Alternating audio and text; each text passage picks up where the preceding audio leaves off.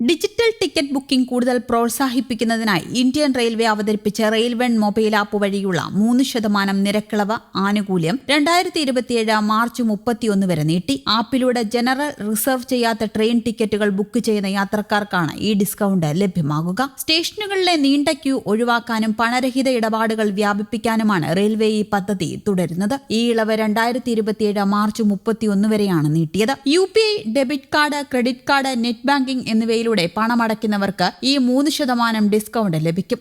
Wallet ഉപയോഗിച്ച് ticket charge ചെയ്യുന്നവർക്ക് ലഭിക്കുന്ന 3% ക്യാഷ് ബാക്ക് ബോണസ് ആനുകൂല്യം 2028 ഓഗസ്റ്റ് 24 വരെയും റെയിൽവേ ദീർഘിപ്പിച്ചിട്ടുണ്ട്. ടിക്കറ്റ് ബുക്കിംഗിന് പുറമെ ട്രെയിനുകളുടെ സമയവിവരങ്ങൾ അറിയാനും കോച്ചുകളിലോ സ്റ്റേഷനുകളിലോ ഉള്ള പരാതികൾ രജിസ്റ്റർ ചെയ്യാനും റെയിൽവൺ ആപ്പിലൂടെ സാധിക്കും. ഇന്ത്യൻ റെയിൽവേയുടെ സൂപ്പർ ആപ്പായ റെയിൽവൺ യാത്രക്കാർക്കായി നിരവധി അത്യാധുനിക സേവനങ്ങളാണ് ഒരുക്കിയിരിക്കുന്നത്. മുൻപുണ്ടായിരുന്ന UTS ആപ്പ് പൂർണ്ണമായും നിർത്തലാക്കിയാണ് റെയിൽവേ എല്ലാ സേവനങ്ങളും ഇതിലേക്ക് മാറ്റിയത്. ഒരൊറ്റ ആപ്പിൽ എല്ലാം ലഭ്യമാണ്. ടിക്കറ്റ് ബുക്കിംഗ്, റിസർവ് ചെയ്ത ടിക്കറ്റുകൾ, അൺറിസർവ്ഡ് ജനറൽ ടിക്കറ്റുകൾ, പ്ലാറ്റ്ഫോം ടിക്കറ്റുകൾ, സീസൺ ടിക്കറ്റുകൾ എന്നിവയെല്ലാം ഒരൊറ്റ പ്ലാറ്റ്ഫോമിൽ ബുക്ക് ചെയ്യാം. നിങ്ങളുടെ പഴയ IRCTC അല്ലെങ്കിൽ UTS ക്രെഡൻഷ്യലുകൾ ഉപയോഗിച്ച് തന്നെ ഇതിൽ ലോഗിൻ ചെയ്യാം. ഓരോന്നിനും വെവ്വേറെ പാസ്വേഡ് ഓർത്തുവെക്കേണ്ടതില്ല. ഫിംഗർ പ്രിന്റ് അല്ലെങ്കിൽ ഫേസ് ID ഉപയോഗിച്ച് ആപ്പ് സുരക്ഷിതമായി തുറക്കാം. ലൈവ് ട്രെയിൻ ട്രാക്കിംഗ്, ട്രെയിൻ എപ്പോൾ എവിടെയാണെന്നും ഏത് പ്ലാറ്റ്ഫോമിലാണ് വരുന്നത് എന്നും എത്ര സമയം വൈകുമെന്നും തത്സമയം അറിയാം. കോച്ച് പൊസിഷനും കണ്ടെത്താം. കോച്ച് ട്രെയിനിന്റെ ഏത് ഭാഗത്താണ് വരുന്നത് എന്നും പ്ലാറ്റ്ഫോമിൽ നിൽക്കുമ്പോൾ തന്നെ കൃത്യമായി ഇതിലൂടെ മനസ്സിലാക്കാം.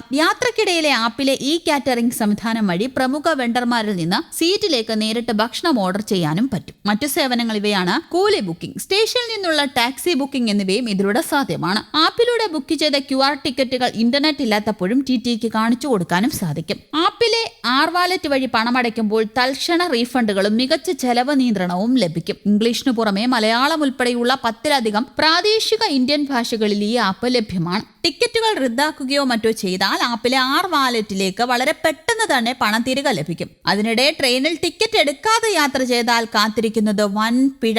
ജനവിശ്വാസ് നിയമം നിലവിൽ വന്നതിനെ തുടർന്ന് ടിക്കറ്റ് ഇല്ലാതെ യാത്രയ്ക്കെതിരെ കർശനമായ നിയമ നടപടിയാണ് നേരിടേണ്ടി വരുന്നത്. കഴിഞ്ഞ ദിവസം ടിക്കറ്റ് ഇല്ലാതെ യാത്ര ചെയ്തതിന് പിടിക്കപ്പെട്ട് കോടതിയിൽ ഹാജരാക്കിയ വ്യക്തിക്ക് 7000 രൂപ പിഴയും 1 ദിവസത്തെ തടവ് ശിക്ഷയുമാണ് നേരിടേണ്ടി വന്നത്. പരിശോധനയ്ക്കിടെ ടിക്കറ്റില്ലെന്ന് കണ്ടെത്തിയ വ്യക്തി ജനവിശ്വാസ് ആക്ട് പ്രകാരമുള്ള 600 രൂപ പിഴയടയ്ക്കാൻ വിസമ്മതിച്ചതിനെ തുടർന്ന് നിയമ നടപടികൾക്കായി കൊല്ലം RPF സ്റ്റേഷനിലേക്ക് കൈമാറുകയായിരുന്നു. തുടർന്ന് RPF 1989 railway act section 137, 145B, 146 പ്രകാരം കേസ് രജിസ്റ്റർ ചെയ്ത അന്വേഷണം പൂർത്തിയാക്കി കൊല്ലം സ്പെഷ്യൽ ക്ലാസ് റെയിൽവേ മജിസ്ട്രേറ്റ് കോടതി മുമ്പാകെ ഹാജരാക്കി. കേസ് പരിഗണിച്ച special class railway magistrate Justin Martin പ്രതിയെ കുറ്റക്കാരനെന്ന് കണ്ടെത്തി 7000 രൂപ പിഴയും 1 ദിവസത്തെ തടവ് ശിക്ഷയും വിധിക്കുകയായിരുന്നു. ജനവിശ്വാസ് നിയമം നിലവിൽ വന്നതോടെ ടിക്കറ്റ് ഇല്ലാതെ യാത്ര ഉൾപ്പെടെയുള്ള നിയമലംഘനങ്ങൾക്കെതിരെ കൂടുതൽ കർശനമായ നടപടികളാണ് സ്വീകരിച്ചു വരുന്നത് എന്നും റെയിൽവേ അറിയിച്ചിട്ടുണ്ട്. 2026 ജൻവിശ്വാസ് നിയമത്തിലെ വ്യവസ്ഥകൾ അനുസരിച്ച് ടിക്കറ്റ് ഇല്ലാതെ യാത്ര ചെയ്യുന്നവർക്കുള്ള ഏറ്റവും കുറഞ്ഞ പിഴ 250 രൂപയിൽ നിന്ന് 500 രൂപയാക്കി വർദ്ധിപ്പിച്ചിരുന്നു.